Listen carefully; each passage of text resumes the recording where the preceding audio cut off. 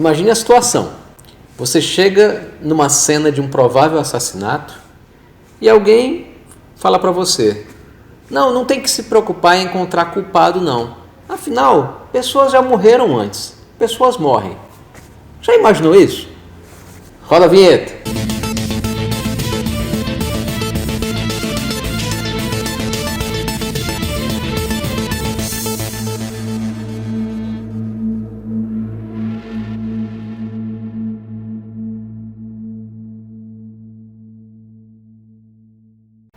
Pois é, os negacionistas gostam de usar a frase "o clima já mudou antes", como se isso tivesse alguma evidência contrária ao caráter antrópico do aquecimento global. Será que faz sentido? Eu sou o professor Alexandre Costa e hoje nós vamos dissecar uma das mentiras que os negacionistas contam. Que o clima da Terra já mudou antes, isso é óbvio.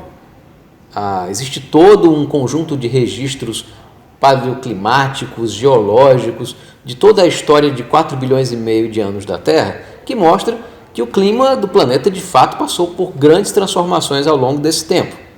O problema é que os negacionistas abusam desse fato e distorcem a realidade. No último meio bilhão de anos, foram 4 períodos, o mais recente no Cretáceo, de 100 milhões de anos a 65 milhões de anos para cá, em que não havia manto de gelo permanente em nenhum dos polos.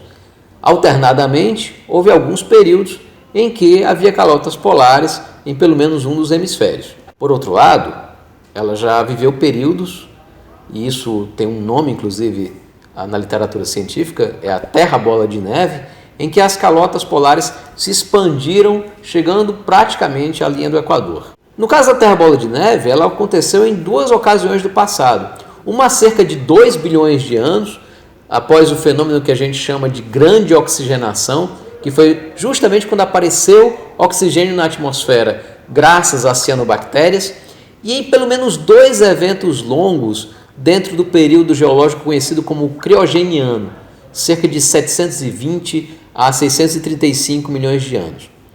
Em ambos esses casos, o que aconteceu? O clima da Terra foi alterado porque alguma das condições físicas que determinam o clima mudou. E quais são essas condições? Basicamente, o que determina o clima de um planeta são 3 grandes fatores. Primeiro, a quantidade de energia que chega do Sol. Segundo, a proporção dessa energia que é refletida para o espaço. Nós, cientistas, usamos o termo albedo para designar justamente essa porcentagem de energia refletida. E por último, o fator que é tão importante, ou em alguns casos até mais do que os outros, que é a composição química da atmosfera. Se a atmosfera do planeta contém ou não gases de efeito estufa. E isso pode fazer toda a diferença. Nos últimos 3 milhões de anos, e existe excelente documentação na literatura a partir de dados coletados no gelo da Antártica para os últimos 800 mil anos, o clima da Terra alternou entre 2 estados. O que a gente chama de eras glaciais, ou as eras do gelo, e os chamados interglaciais, períodos quentes que se alternaram com esses períodos mais frios. O que provocou a mudança de um estado para o outro?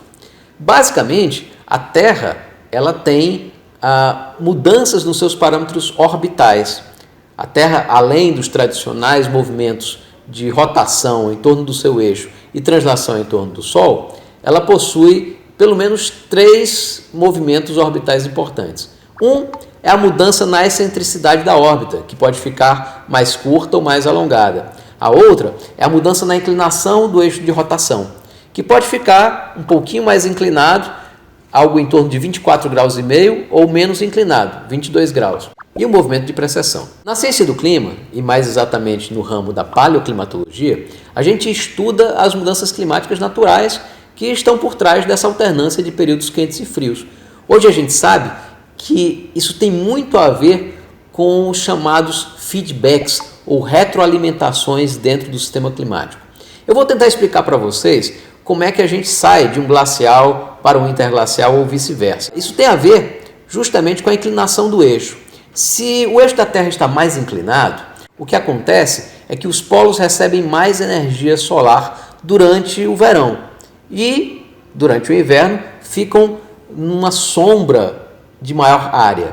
O que acontece, portanto, é que se o eixo da Terra está mais inclinado, as estações do ano ficam mais exacerbadas. As diferenças entre elas aumentam. Os verões são mais quentes e os invernos são mais frios. O que é que isso produz em termos das calotas polares? Nos invernos mais frios, e isso pode parecer até contraintuitivo, existe uma menor produção de neve, porque a atmosfera fica tão fria, mas tão fria, que o conteúdo de vapor d'água diminui nesse período. E ora, neve, que é necessária para acumular gelo e fazer a calota polar crescer, neve vem do vapor d'água. Então, com invernos muito frios, a produção de neve é pequena e, portanto, tem pouca formação de gelo durante o inverno. Já nesses períodos, se o verão é também mais quente, o gelo derrete mais rapidamente. E aí a gente tem menos produção de gelo durante o inverno, mais produção de gelo durante o verão. Por outro lado, com o eixo menos inclinado, a situação se inverte. A gente tem invernos mais amenos e, portanto, menos frios, em que há uma produção de neve e uma produção, portanto, de gelo maior, e verões também mais amenos, portanto, menos quentes, em que o degelo não é tão intenso. Resultado, quando o eixo está pouco inclinado, a calota polar cresce.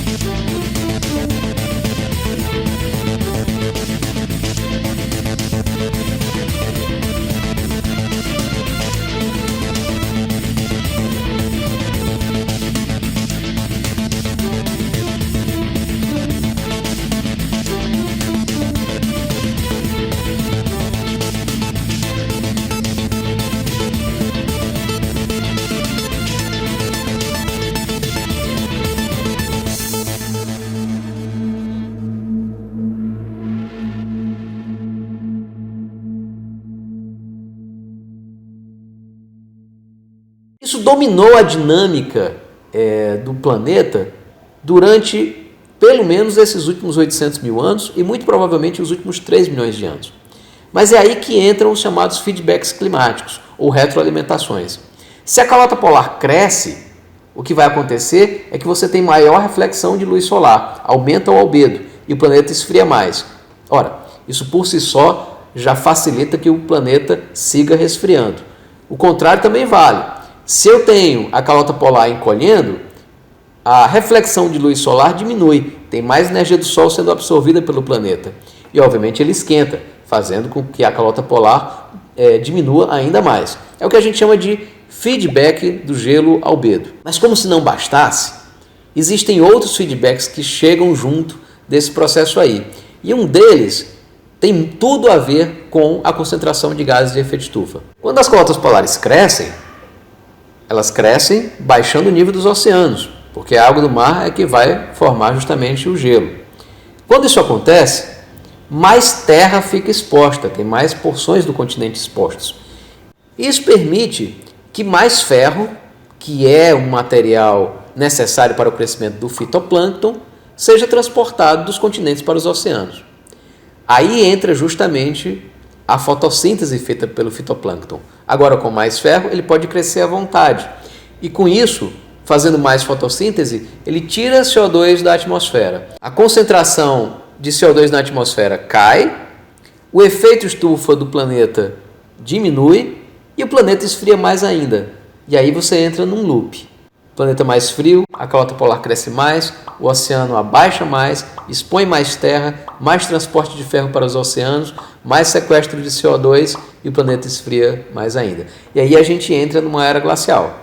Se todo esse mecanismo começa a girar ao contrário, justamente nos períodos em que a Terra passa a ter o eixo mais inclinado, você tem tudo acontecendo ao inverso. E nesse caso a gente sai de uma era glacial e vai para um período quente chamado interglacial. Pois é, como a gente pode ver, então, O clima da Terra com certeza já mudou antes, por fatores obviamente naturais. Mas sabe o que acontece? Isso deveria ser motivo de preocupação para todos nós, porque o clima da Terra mostrou que é capaz de mudar muito, mesmo com pequenas perturbações, como uma variação de 2,5 graus na inclinação do eixo em relação ao plano da órbita. Veja que nesse caso, nós estamos agora colocando quantidades imensas de dióxido de carbono e outros gases de efeito estufa na atmosfera. Estamos alterando completamente as propriedades físico-químicas dessa atmosfera, mudando o balanço de energia do planeta. Essa perturbação é grande o suficiente para produzir um aquecimento cada vez maior e cada vez mais acelerado. Não tenhamos dúvida, nós estamos diante de uma cena de crime em que tem um assassino. Não adianta vir com o falso argumento de que pessoas morreram antes ou que o clima mudou antes. Afinal, o clima muda respondendo a qualquer que seja a alteração nas condições que o determinam. Seja a energia do Sol, seja o albedo, seja a composição química da atmosfera. E essa está mudando rápido pra caramba. Enfim, pessoas morrem por causas naturais ou não. E o clima pode mudar por causas naturais ou não, desde que a perturbação introduzida seja grande o suficiente. E isso é exatamente o que está acontecendo desde o início do período industrial até hoje. E com isso, lá se vai mais uma mentira que os negacionistas contam.